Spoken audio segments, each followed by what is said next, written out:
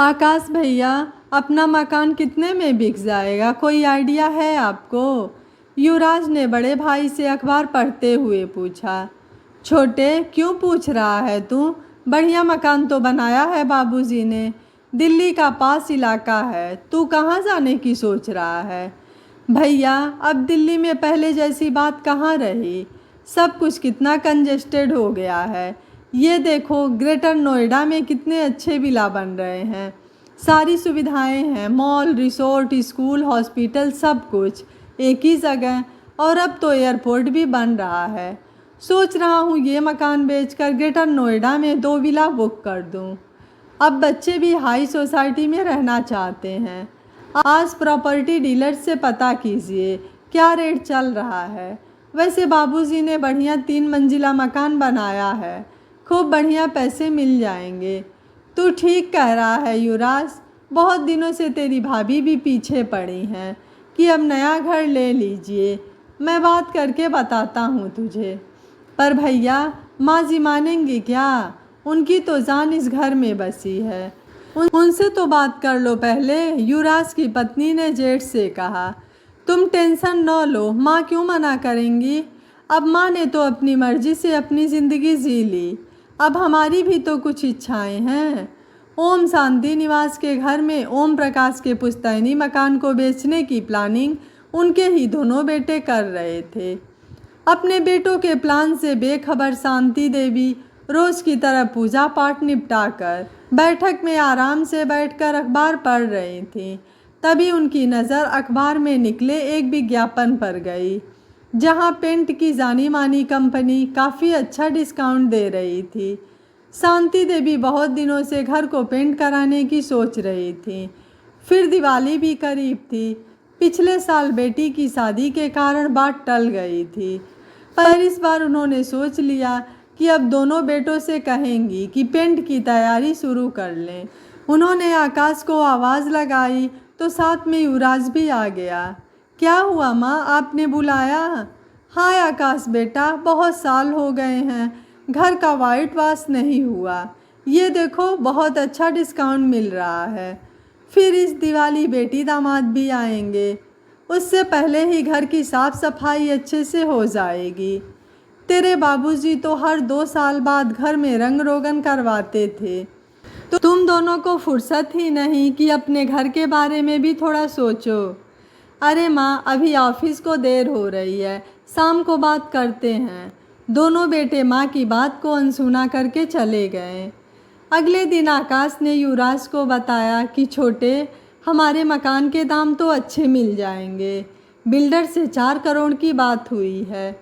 बोल रहा था आपका मकान दिल्ली के पॉश इलाके में है और जल्द ही यहाँ मेट्रो भी आने वाली है, तो बढ़िया रेट मिल जाएंगे। अरे वाह भाई, आपने तो दिल खुश कर दिया। हम दोनों के हिस्से में 2-2 करोड़ आ ही जाएंगे। ग्रेटर नोएडा में 1.5 करोड़ का एक विला है, बाकी बची अपनी सेविंग। दोनों भाई खिलखिलाकर हंस पड़े। पास खड़ी दोनों बहुओं के चेहरे पर भी अपार खुशी थी। तभी युवराज बोला, पर भैया, माँ मान जाएंगी क्या बाबूजी के बनाए घर को बेचने के लिए? आखिर ये घर तो उन्हीं के नाम पर है। तू टेंशन न ले छोटे, माँ को मनाना मेरा काम। अब वो अपने बच्चों की खुशी के लिए इतना भी नहीं करेंगी। माँ को समझाना मेरा काम है। कौन किसे समझा रहा है, मुझे भी तो कुछ बताओ। तभी अचानक शांति देवी कमरे में आ गईं।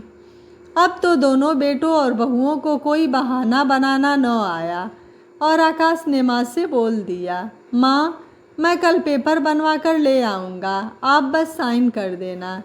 किस बात के पेपर? शांति देवी ने हैरानी से पूछा। माँ, हम दोनों ने फैसला किया है कि हम इस घर का अपना अपना हिस्सा बेच देंगे। वैसे भी ये घर अब पुराना सा लगता है।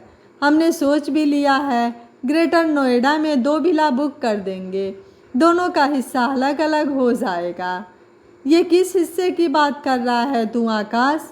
ये घर तेरे बाबूजी ने अपनी मेहनत से बनाया है।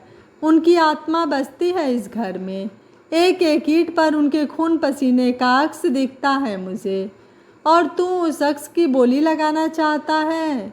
इस घर को तो 2 हिस्सों में बांट दिया तूने, पर ये भूल गया है कि इस घर की नेम प्लेट पर लिखा ओम शांति सिर्फ नाम नहीं, तेरे बाबूजी और मेरी आत्मा है। आज तूने अपने माता पिता को भी 2 हिस्सों में बांट दिया। अरे माँ, क्यों बात को बढ़ा रही हो? भाई क्या गलत कह रहा है? आखिर पिताजी का मकान हम भाइयों के हिस्से ही तो आएगा। अरे वाह छोटे, तू भी अपने भाई की भाषा बोल रहा है। अगर ऐसी ही बात है तो मेरे हिस्से का क्या? उसके कितने रेट लगाओगे तुम लोग? और तुम दोनों भूल गए, तुम्हारी एक बहन भी है, हिस्सा तो उसका भी बनता है ना इस घर में। उस क्यों बोलती क्यों बंद हो गई तुम दोनों की? ये घर मेरे पति की मेहनत की कमाई से बना है, तुम दोनों का कोई योगदान नहीं है इस घर में। मैंने सोचा था कि मैं जल्द ही ये घर तुम दोनों के नाम कर दूंगी, जिससे तुम्हें बाद में दिक्कत न हो, पर तुमने तो अपने गलत इरादे पहले ही दिखा दिए। कान खोलकर सुन लो तुम दोनों, अगर तुम्हें विला में रहने का शौक़ है तो खुद अपनी मेहनत की कमाई से अपने हिस्से के शौक़ पूरे करो। जब तुम दोनों ने माँ के हिस्से के बारे में ज़रा भी नहीं सोचा तो मैं क्यों तुम दोनों के बारे में सोचूं? मेरे जीते जी इस घर के हिस्से नहीं होंगे। हाँ, पेपर तू बनवा ले बड़े, पर नॉमिनेशन पर मैं साइन कर दूंगी, पर एक नाम अपनी बहन का भी ज़रूर डलवा लेना।